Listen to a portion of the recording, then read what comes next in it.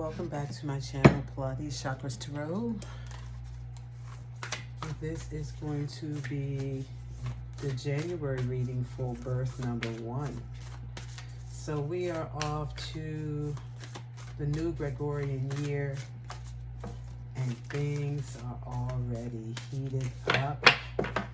As you all know, when you arrive here, there's just so much going on in this secular world, in this realm that we live in.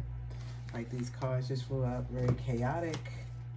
And this is a time for us to maintain our composure and stay completely focused on what is at hand.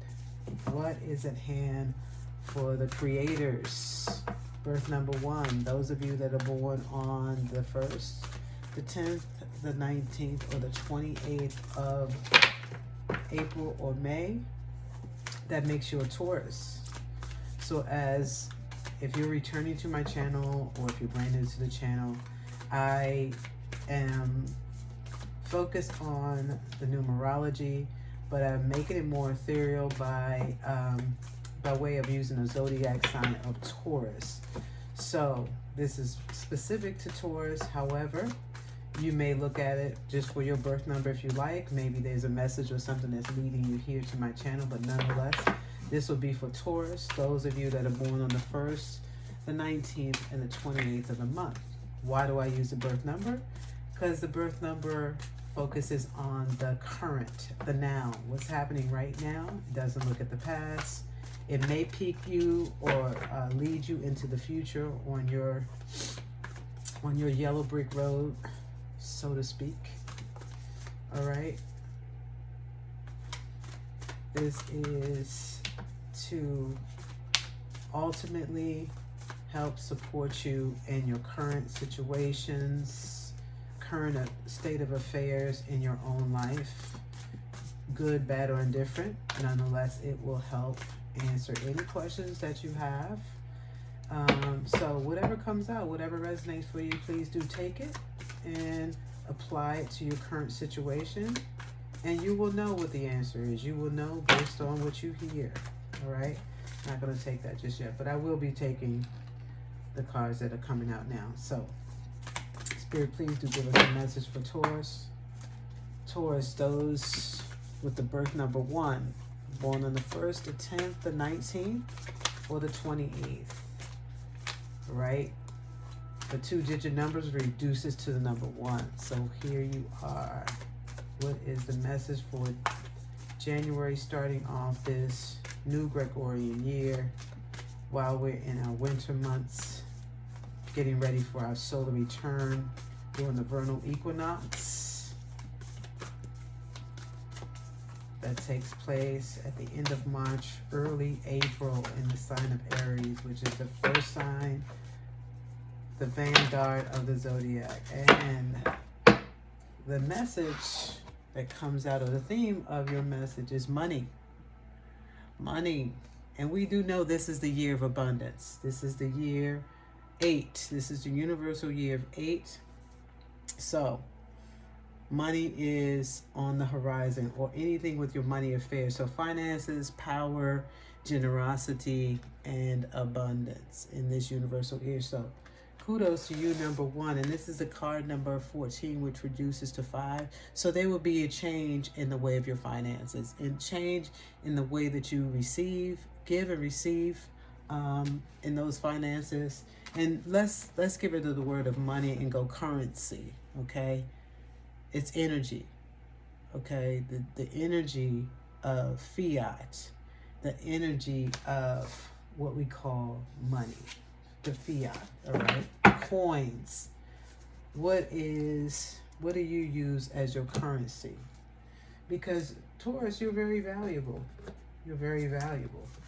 And so your currency could just be your energy, your worth, your self-worth. All right, right now. All right, and the other one is the 10th house. The 10th house come up from the star code astro deck. The 10th house. So you may need to go look at the 10th house. And right now, the 10th house in the zodiac is a sign of a Capricorn. And we are in the month of January in the Gregorian year. And Capricorn is January. All right, that's your 10th house. Government, fame, reputation, career, all of those things happen in the 10th house. Authority, your authority. Taking authority, reclaiming your authority. All right, card number 48, which reduces to 12. 12 reduces to 3. So let's continue to hash out this message. So we have the 10th house, authority. We have money.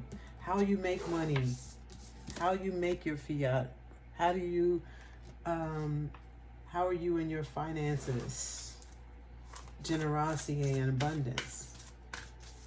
All right, but the theme here is abundance, and that abundance is coming in. Jupiter is now direct in the sign of Taurus, and Jupiter is all about expansion, amplification, prosperity, elevation, anything that's broadening and expanding, lengthening, taking it out, opening up, abundance, coming to fruition. And it's according to your career, according to your livelihood, with the 10th house being here. I'm just looking at that card to see what else is in there. I'm seeing future, I'm seeing a wheel, I'm seeing cycles, I'm seeing what looks like this person is climbing a mountain, surmounting those mountains, getting to the apex, getting to the pinnacles. Lots of trees, evergreens, forever expanding, forever growing.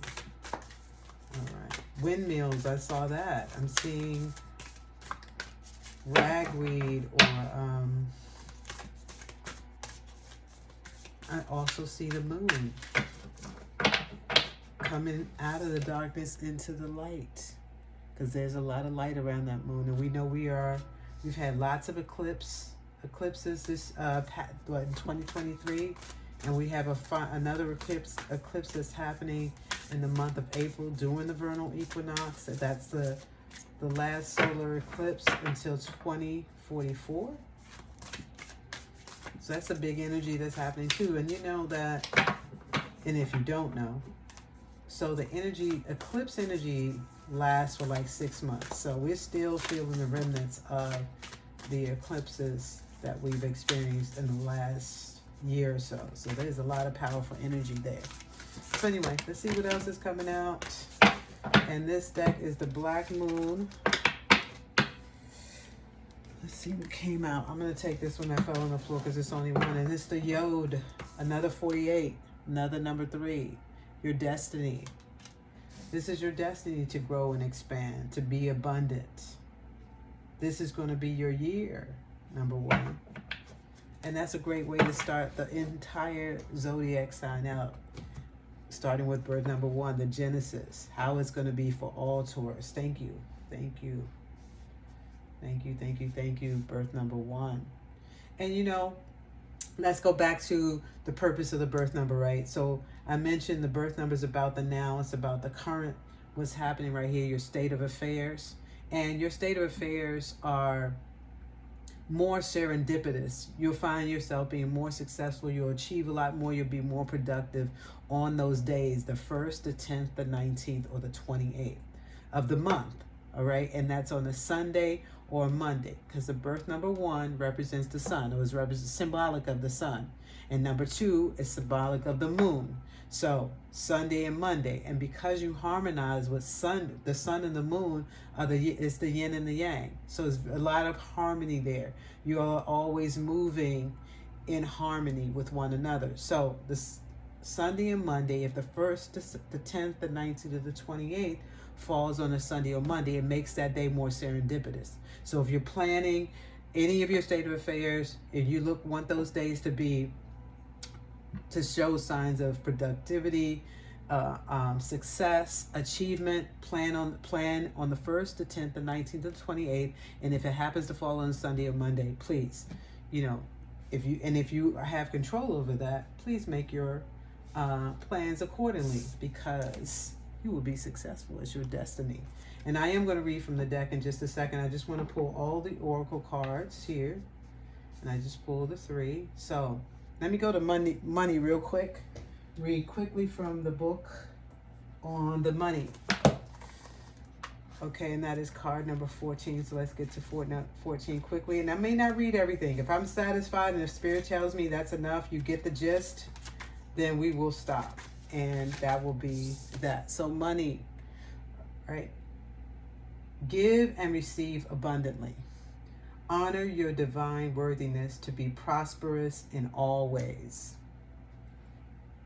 It's time to move past any limited views or beliefs you may have about money and to allow more positive expression of this energy in your life. What patterns and perceptions are around money currently operate in your life? What beliefs are handed to you by your parents and their parents' parents?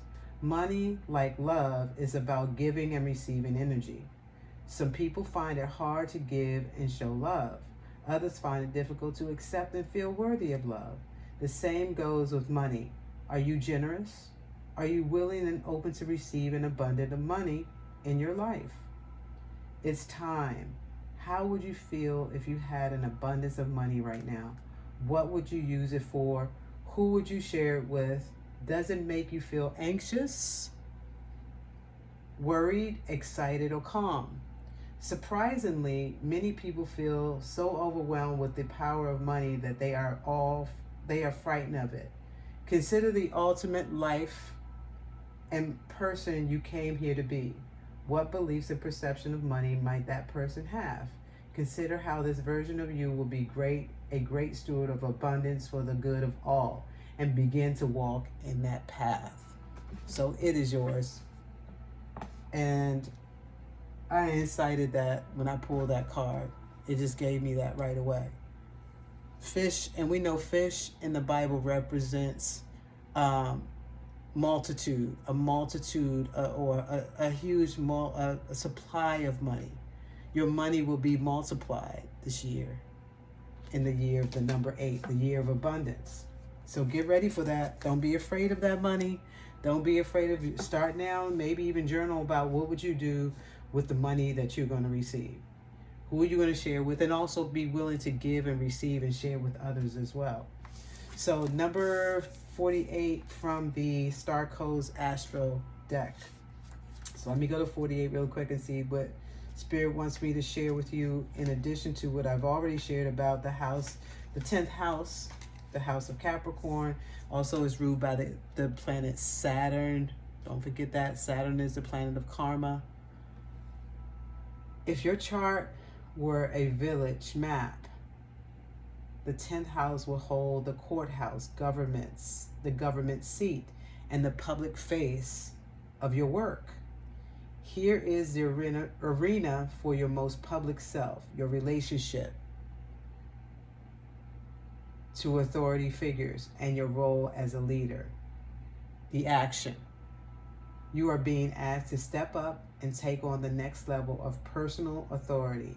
It's hard to build something without a clear blueprint. So look at your definition of a strong leader and decide whether you need to amend it. Remember how you felt as a kid about your parents, the school principal, priest, police, the teachers, and observe whether they use their responsibility wisely, and encourage you to develop yours, or whether you needed to rebel to be safe. Notice your relationship to the concept of divine authority and investigate it. If it was something to be feared, ignored, or expanded, did it offer you safety and refuge? These patterns affect both how you react to outside authority and what you expect from yourself as a parent, a professional, or a leader.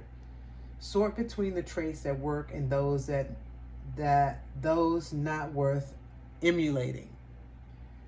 Deconstruct consumptions about authority that no longer serve you. Authority is no longer what other people carry, it is what you are developing within. Take responsibility for healing old wounds around empowerment and create new blueprints. If needed, tell off someone who abused their authority, either in person, in therapy, or in a letter you burn and release.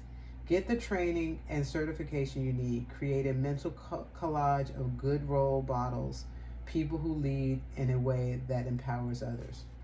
Wow, this message is so straight ahead, and it's loaded.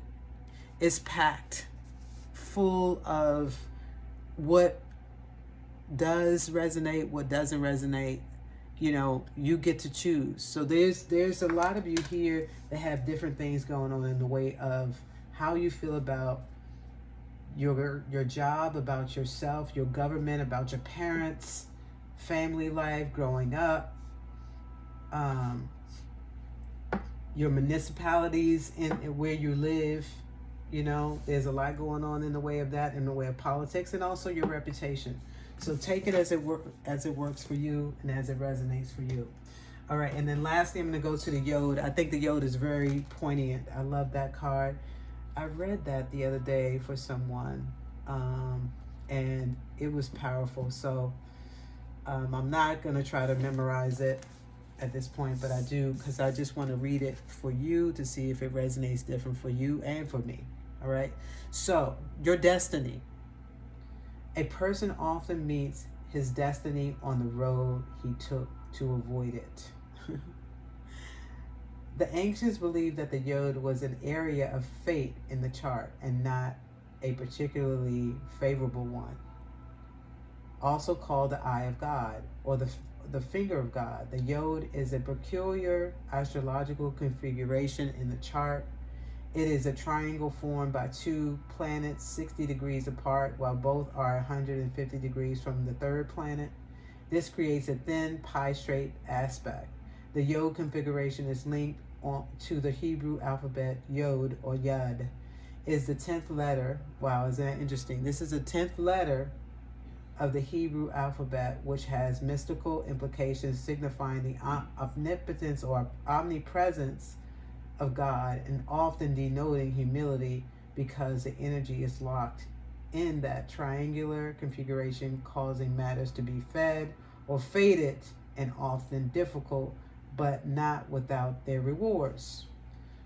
So this is represented by the 10th letter of the Hebrew alphabet, and we have the 10th house here. So this is double confirmation. This being the card number 48, the 10th house in the Astro Star Codes deck is card number 48.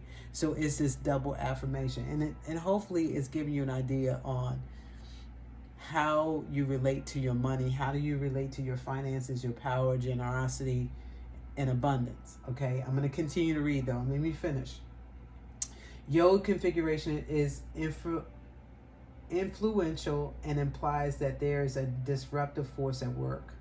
In a sense, this astrological placement of planets is somewhat in exile from the other planetary energies because they are not harmonious with each other and therefore cause tension. This can bring about feelings of intense stress and restriction. There can only be a sense of being different, feeling alone, and of being out of step with others at times. A Yod or Yod is, in a natal chart, can even indicate being the black sheep of the family. When the Yod card presents itself in a reading, it means that the situation may be chaotic or may soon turn that way. It will be hard to see any clear path because of this chaos, but it will be important to weather through it all. This is not always bad because it is a process of finding what works and what isn't functioning. And now will be the time to be scaling things down and weeding out what is unnecessary. But more than that, this card is about finding your own truth, even though that truth may not be reflected through others. You may wish for more support when this card comes up. And will have to manage this all on your own. Another development may turn up, and that is you will prefer to work it out on your own without any interference from others. This card denotes a time to voyage inward and come to your own truth. There really isn't anyone who will have the tools to figure this out more so than you at this time. So let's leave it there, because that's a lot to read. So I think, okay, so there's a lot too, still adding on to that. Someone here may have a yod in their chart. If you have a yod in your chart, you just have to be very keen in your sense of awareness right now, what's happening in your world. And if it is chaotic, not to respond to it. And don't allow money to make you chaotic and confused. And if you are expecting the abundance, you have claimed the abundance, it is very important that you start creating that blueprint on how you will spend the money. How would you give? How would you receive? How would you, be responsible? Too much is given, much is you're responsible for more. Much is required. Too much is given, much is required. So it is important how you govern yourself, because this could be karmic as well. For those of you who do have money, the money is not an issue, finance is not an issue, but you're still expecting the abundance. You can expect the abundance, and it will come. But right now, you have to be responsible for what is given to you here and now. Okay, here and now. So I'm going to leave that there. Hopefully that resonated with you all in some way, form, or fashion. I think I'll continue to pan it out, though, with the tarot. Let's see. Let's see what the tarot has to say. What's going to come up from the tarot to clarify this message. Let's see what's come down. We're flipped over so far as the moon. And we know the moon is about things that are hidden and being in darkness. Being in the darkness. Right? Okay. Yeah. So the moon. There is something. I'm gonna keep on going. Okay. And then the Nine of Pentacles. The Nine of Pentacles out with the moon. And the Nine of Pentacles is holding, the coins, the physical, material gift that's coming your way. But there's danger. There could be danger. There's some darkness there. So don't work with, don't go into a place of escapism. Face whatever this is. This is about your reputation. This is about who you are, and you want to deal with it. You have to trust yourself. Trust yourself with this money. Let's see what else is coming out. Or this abundance. The Chariot, and it's coming fast. Things are changing very fast. The first card that came out, right? Money. The card number 14. This is going to change your life. Money is going to change your life. The fiat, rather. The finances. Power, your authority is changing. But it's a warning. It's a warning. Because if we're not responsible with our wealth in all ways, there could be consequences to be had when we're not acting responsibly with our energy. But the Knight of Pentacles is here to say that it's in the middle of the clarification. It is happening.